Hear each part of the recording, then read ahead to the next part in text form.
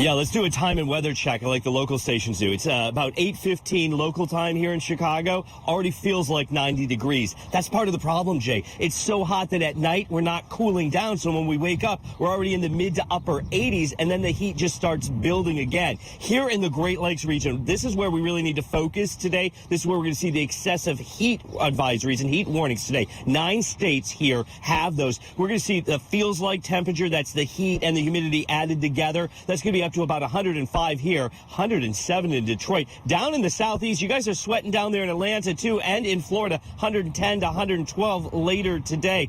The good news, over the last hour, electric crews up in the Gulf, up here in the Great Lakes states, they've been able to get some power reconnected, but there's still 250,000 customers without electricity right now, and it's going to be hot. The heat is on. Millions of Americans sweltering under an oppressive heat wave.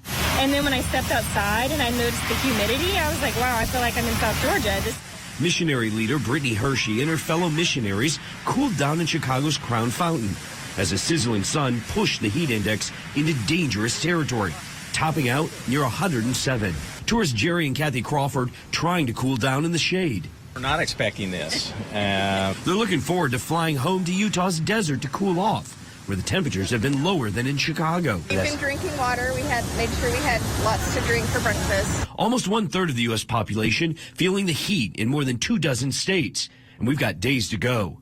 There's no shade for window washer Andrew Brown. Hot enough, I'll tell you that. Being with the reflection, it's like a tanning bed, so there's nothing you can do about it. But there is. Health officials across the country warning about the dangers of the heat wave. Stay hydrated, drink plenty of water, keep electric lights off or turned down, minimize your use of oven and stove, wear loose, light cotton clothing. The humidity added to the air temperature creates a dangerous feels-like heat index, which can lead to a heat stroke quickly. They start getting the headaches and dizzy and maybe nauseated. They start to get confused. They're excessively sweating. And it's not just humans. Animals are in danger too. Some telltale signs that a dog is starting to get too hot is if they're panting really, really hard and their tongue is hanging out to the side of their mouth. The heat wave will break later this week, just in time for the official start of summer next week.